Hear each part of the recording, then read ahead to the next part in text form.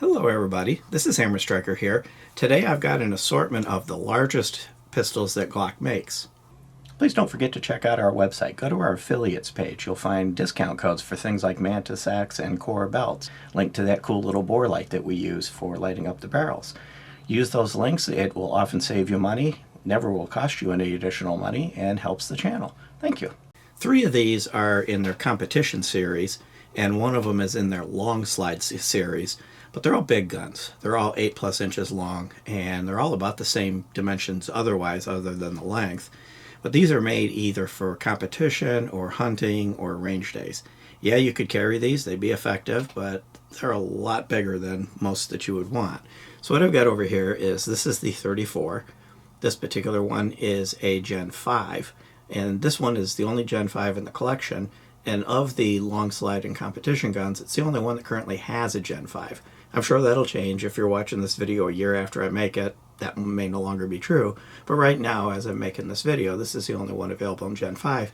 This is a 9mm. If you go up here, you've got the 35. And this is a Gen 4, and this is 40 Smith & Wesson. And as of the making of the video, there is no Gen 5 available for this. And this is still available in Gen 3. And oddly enough, the Gen 4s are classified as Leo only or blue label, which means, that doesn't mean they're restricted, you can't get one, but you're not going to find one unless it's a leftover in a regular gun store.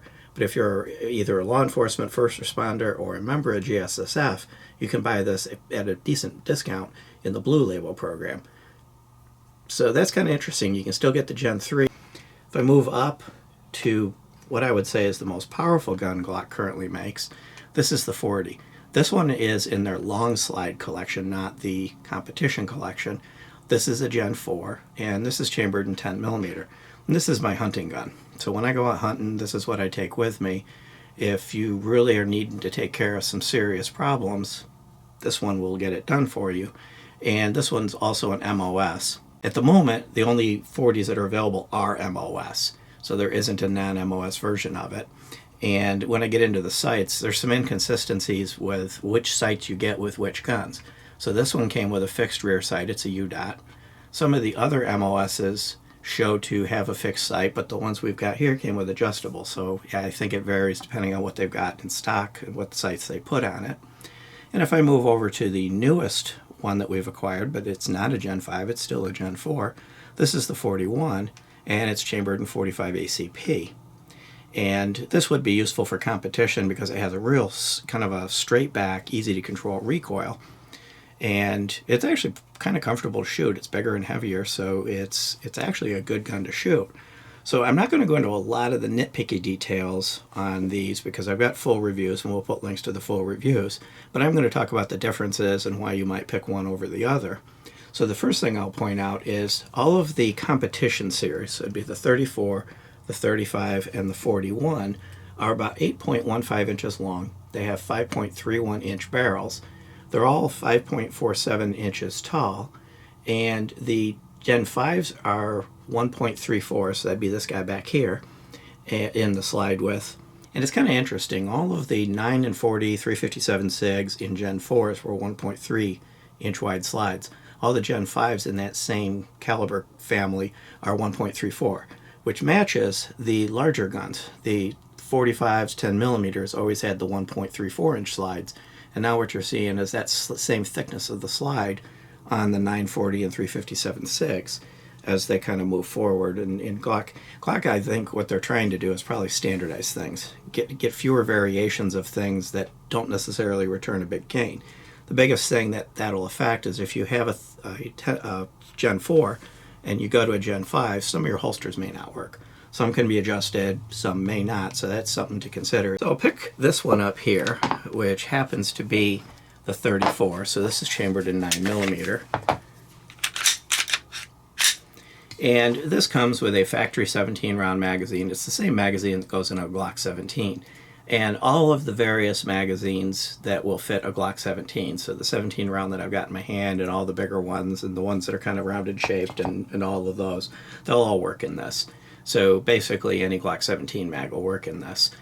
The Gen 5s no longer have the slide cut out.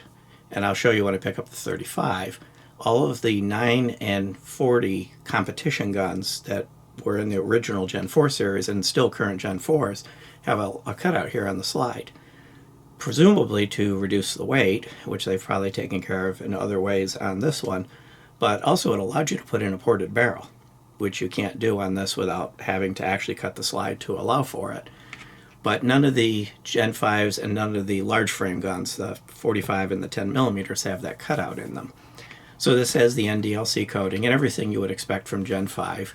No finger grooves like the Gen 5s. It does have the replaceable back straps. Gen 4s and Gen 5s all come with replaceable back straps, but a lot of them are no longer coming with the flat one. They're just coming with the beaver tail extension ones. And it seems to vary from gun to gun, but all of the Gen 4s and Gen 5s at least have 2 replaceable back straps, if not 4. Now when you look at these two are the same size, so it'd be a medium and a large, medium and a large. So it's just with or without the beaver tail. And the newer ones are not even coming with the regular ones, only the beaver tail ones. Pretty much all of the guns come with this single rail that you've got on Glock. All of them have this extension on the slide. The hole in the bottom is to reach the screw. If I had the gun lock, if I had the slide off it, you'd be able to reach the screw to get to the front sight. They're all standard Glock sights. They're replaceable.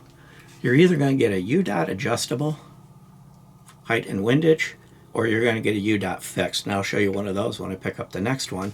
And it does seem to be inconsistent across Glock's website in the line of which ones come with the adjustable and which ones don't. For example, the Gen 5 MOS shows on their site to have on their website to have a fixed rear sight, but this one came with adjustable. This is exactly the way it came from the factory. Interesting thing about the MOSs is they come with the plates. So you get all of the plates that you would need in order to deploy all of the common red dots right in the box, and no having to fill out forms on websites and wait. You get a sealed package, kind of looks like this, with the 4 plates for the different styles. So pretty much any red dot will fit on a Glock MOS right out of the box without having to buy any additional stuff.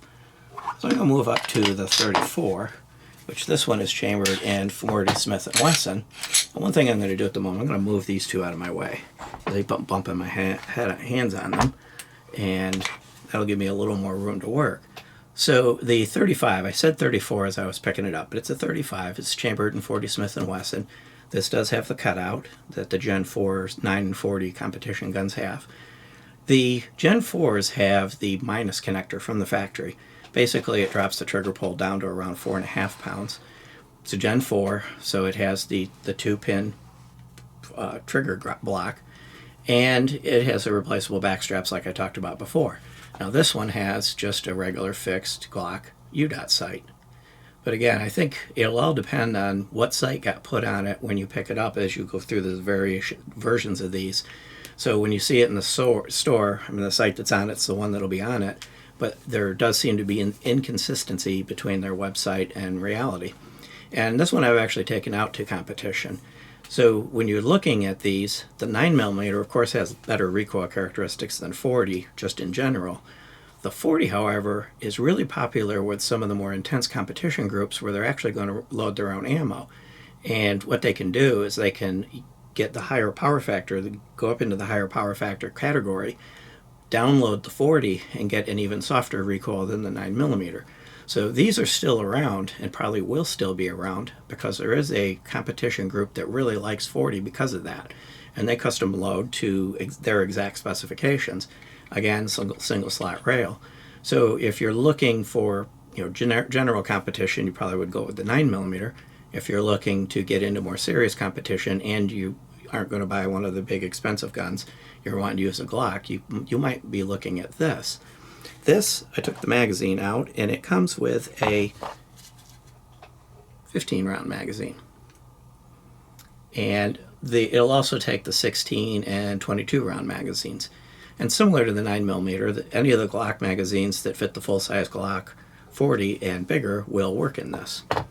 And I'll show you the trigger on this one. The triggers are similar across all of them. You have your standard, fairly short take-up, short crisp break, Nice short, very audible, very tactile reset. You're right on the wall, and then a short crisp break. The Gen 5s are a little bit softer. The Gen 4s are a little bit sharper. But that's really about the only difference. The only other difference is the Gen 5s have ambe slide stop slide release. There'd be a slide stop slide release on the other side. Actually, I have it right here. That's really the only difference between them. Magazine release on Gen 4s and Gen 5s is reversible with no additional parts. Everything that you would need to reverse it comes right from the factory. One other difference, all of the Gen 5s use the Glock marksman barrel, which is a hybrid of polygonal and conventional rifling. All the other Glocks in all the other generations besides Gen 5 use the polygonal rifling across all of them. So that's kind of the summary of the 40, and now let's go ahead and move on to the next one. I'm going to go to the 10mm. This one is the Glock 40. It is a Gen 4 and currently only available in Gen 4. It's a 10mm. It has a 15-round magazine. And right now, I'm not aware of any Glock factory magazines that are bigger. There are some like the Chris Vector and some of the other magazines out there that may be bigger, but the biggest Glock factory mag is 15 rounds. But if they did come out with a larger Glock factory mag that would fit any of the other 10mm, it would fit this. And this one, as I mentioned, is a Gen 4. It is an MOS. The 40 only comes in an MOS, so it'll have a plate here like the 34 did. And it comes with a fixed rear sight, Q dot. Again, since they come with all the plates, the sky's the limit. Whatever red dot you like, you can put on them. They've got a wider slide, the 1.34 inch, like all the large frame Glocks. So pretty much any red dot's going to fit on it. They're not going to hang off the edge. And by the way, when I say the sight's fixed, it's just not adjustable, but all of Glock's sights are replaceable. The rear sight can be drift adjusted. The front sight, you unscrew the pin, it can come out. But it doesn't have the screws that allow you to adjust it in place. The one you get may have the adjustable rear sight. If you see a picture of it, it's easy to spot. The sight will kind of hang back a little bit. I got one right here. The sight will kind of stick off the back a little bit. So if you see in a picture, you can clearly see the difference between them when you're looking at it. One unique thing about this, because it's in the long slide, it's longer than all the rest. Same other dimensions, but it's got a 9.49 inch slide, and the barrel on this is 6.02 inches instead of 5.31. This is a big gun. The other two in this category, the 17L and the 24, which are 9 and 40, are only available in Gen 3, and I don't really know if they're actually still manufacturing them. They're still on the site, but I haven't seen one anywhere. I would expect them probably to fade into the sunset and then just be there for documentation only, because at the times I've been messing with Glocks, I haven't seen one anywhere, because I probably would have bought it if I saw it. This gun I really like. This is my go-to for hunting. It's very powerful. It's easy to control. Load this with Underwood ammo, you're going to get the full velocity capacity of 10mm, and this will stop a hog or something like that right in its tracks. The last one I've got in the collection is a 45 ACP, and it is the Glock 41. This one's a Gen 4, not currently available in Gen 5 yet.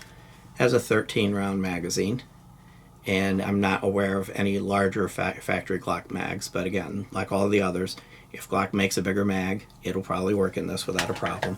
Being a Gen 4, it's got all the Gen 4 characteristics: 2-pin trigger group, replaceable back straps, finger grooves, rail, no cutout in the top. This one's an MOS, but the MOS, this one came with the adjustable rear sight, and you can tell because it's got the 2 screws to adjust height and windage. Kind of hangs off the back, and this is pictured on Glock's site with a fixed U-dot, and so whatever they're really not consistent in that realm. Being 45 ACP, this is going to probably be attractive to the 1911 crowd more than it would be competition or hunting.